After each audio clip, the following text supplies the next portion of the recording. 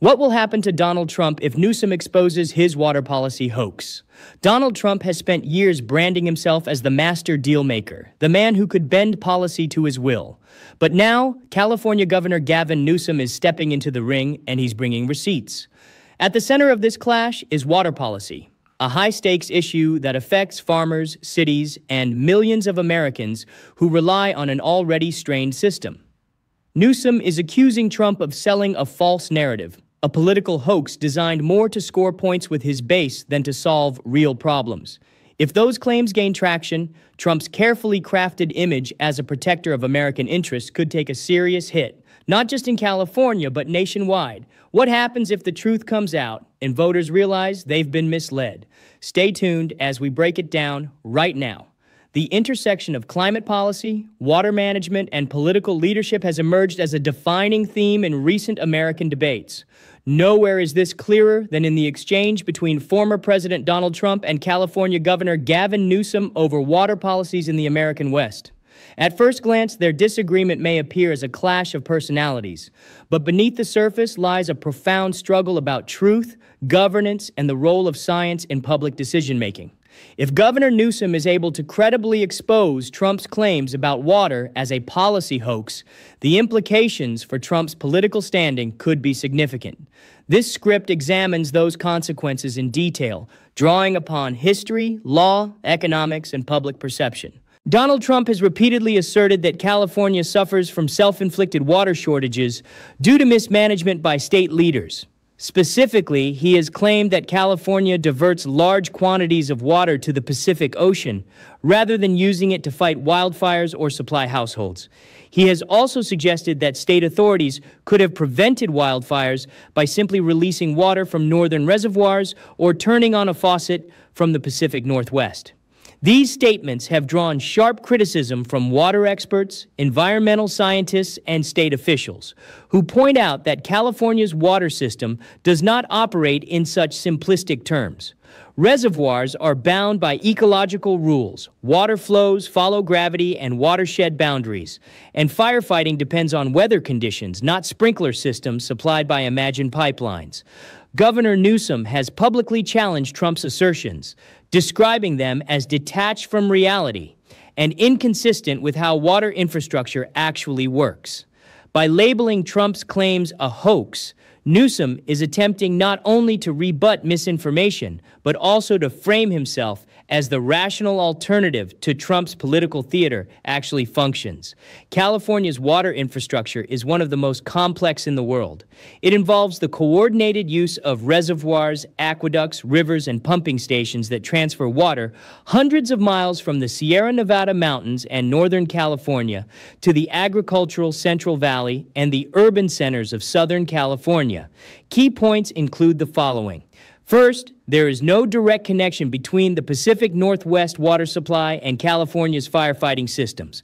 Second, wildfires are not extinguished by sprinkler systems connected to domestic water pipes. They are fueled by extreme winds, dry vegetation, and climate change. Third, reservoir releases are carefully regulated to maintain ecological balance, protect endangered species, and prevent flooding downstream. The suggestion that governors can casually redirect billions of gallons to stop wildfires is factually incorrect. By laying out these technical realities, Newsom can demonstrate that Trump's version of events is not merely an exaggeration, but a fundamental misunderstanding of water science and infrastructure. Water policy in California has long been a politically charged subject. Farmers, environmentalists, urban residents, and tribal communities all compete for limited resources. The state's drought cycles, made worse by climate change, have created fierce debates about allocation, rights, and conservation. For Trump, criticizing California's leadership fits into a broader narrative of portraying the state as mismanaged, liberal, and out of touch with ordinary Americans. By framing water shortages and wildfires as failures of Democratic leadership, he attempts to connect environmental crises to partisan identity. For Newsom, defending California's record is not just about correcting misinformation. It is about protecting the credibility of state governance and projecting himself as a capable leader on the national stage. Their exchange should be seen within the larger dynamics of potential presidential campaigns, party reputations, and the struggle for narrative control. If Governor Newsom succeeds in persuading the public that Trump's claims amount to a hoax, several consequences could follow. First, Trump's credibility on environmental and infrastructure issues would suffer. Already facing skepticism about his handling of climate policy, further exposure of inaccurate claims could deepen doubts among undecided voters. Second, the narrative could reinforce a pattern in which Trump is perceived as dismissive of science. From the COVID-19 pandemic to hurricane forecasts, Trump's statements have often clashed with expert advice. Water policy could become another symbol of that pattern.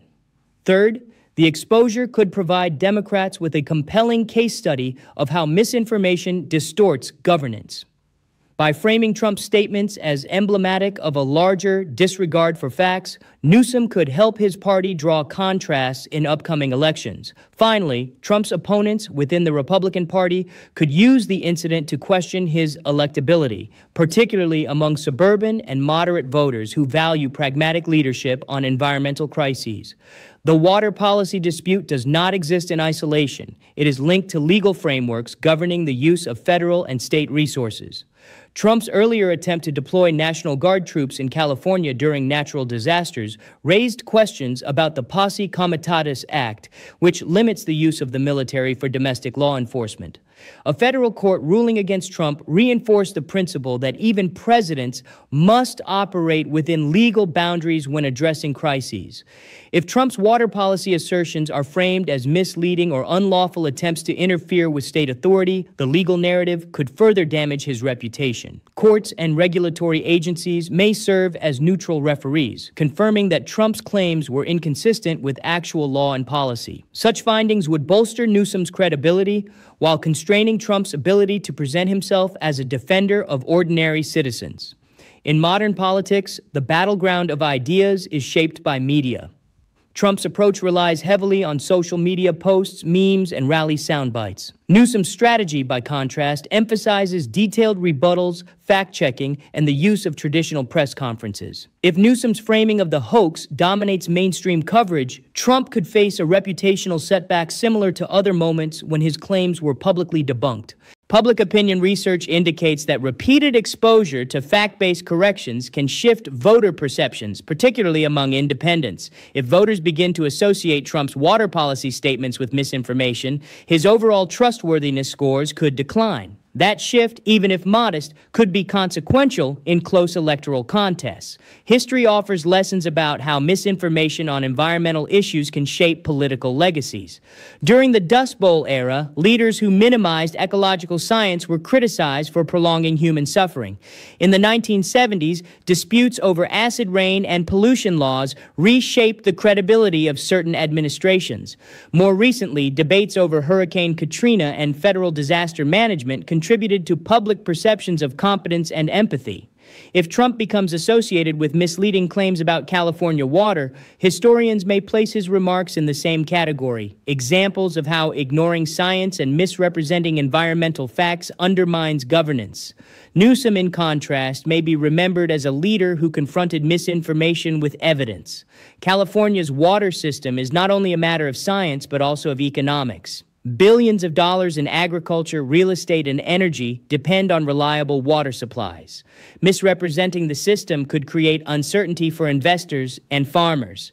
If Trump's statements were taken literally, they might encourage policies that waste water or disrupt ecological balance, harming long-term economic stability.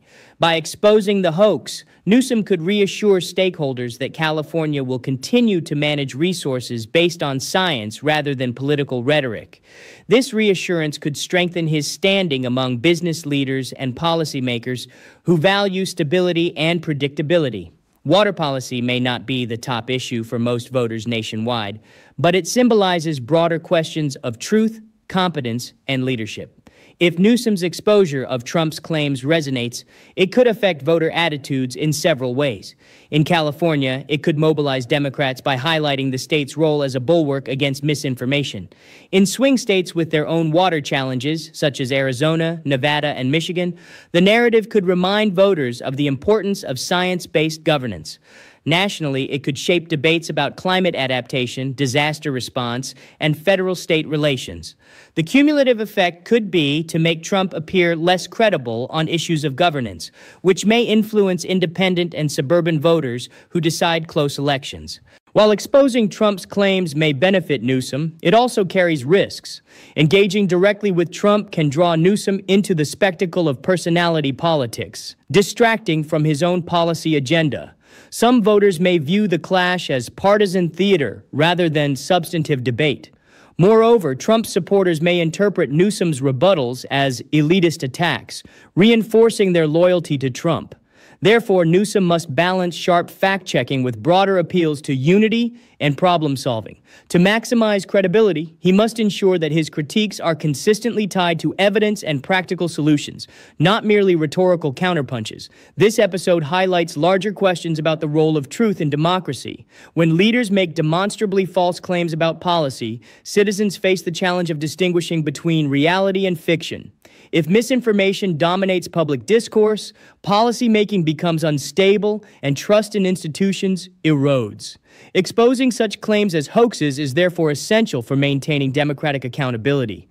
The Trump-Newsom water debate illustrates how misinformation can spread quickly but can also be challenged effectively through transparent communication, credible science, and institutional oversight.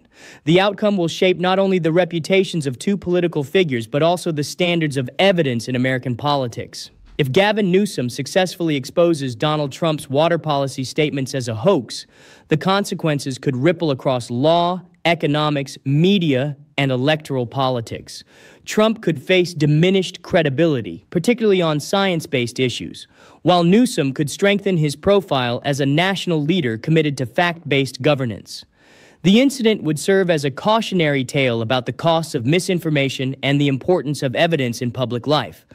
Ultimately, the episode is not just about water in California. It is about whether American democracy can sustain a culture of truth in the face of political spectacle. If Newsom's challenge prevails, it may signal a shift toward greater accountability in the nation's political discourse.